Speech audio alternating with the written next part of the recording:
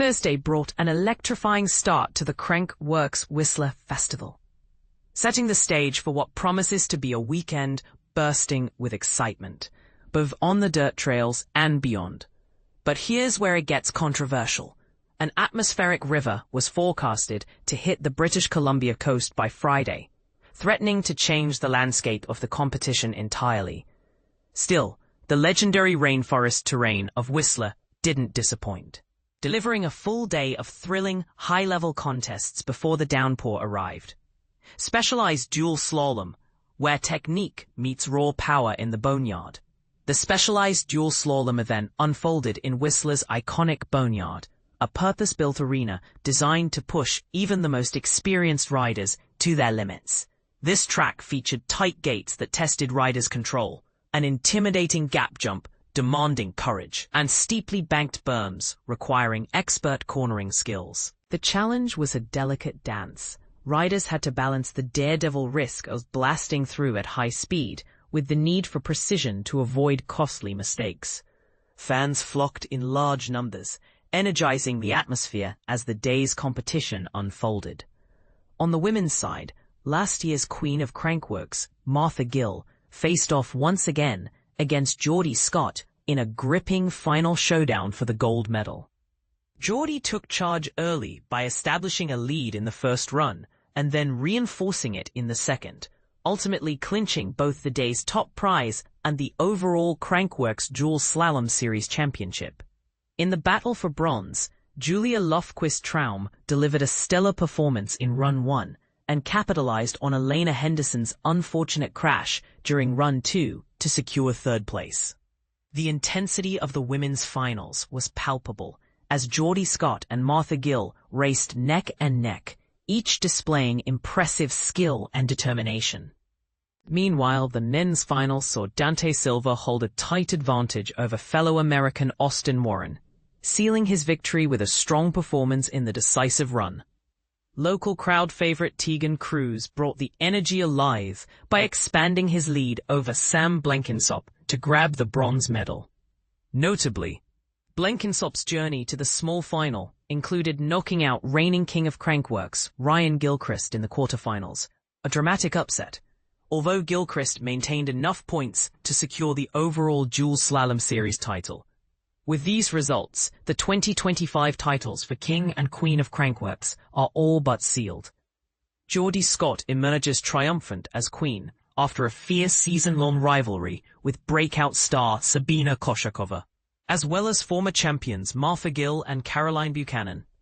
Ryan Gilchrist repeats as king, showcasing dominance throughout the year with 5 gold medals and a total of 8 podium finishes so far. While there are still some points up for grabs in the upcoming RockShox Canadian Open Downhill on Saturday and the Ultimate Pump Track Challenge on Sunday, both reigning champions have built leads that seem insurmountable. The final crowning ceremony will conclude the festival Sunday night after the pump track event. Outdoor Research Trick Showdown, a rainy premiere filled with spectacular stunts, originally slated for Friday evening. The brand new Outdoor Research Trick Showdown faced uncertain conditions from the start. Inspired by an NBA-style format featuring heats and a rule forbidding repeat tricks, the contest had to be adapted on the fly into a jam-style showdown due to incoming rain.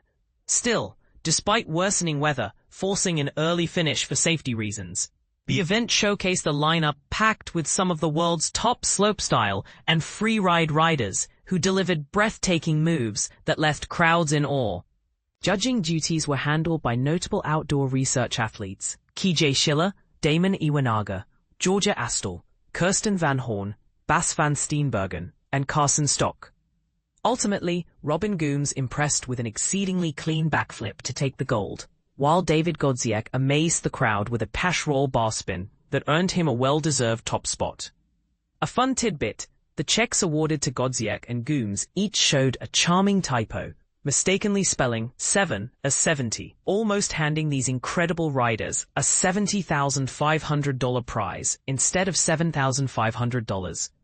The riders' rapid-fire sequences of tricks seemed like high-speed train sets racing against the clock and the forecast, illustrating just how spectacularly skilled these athletes have become.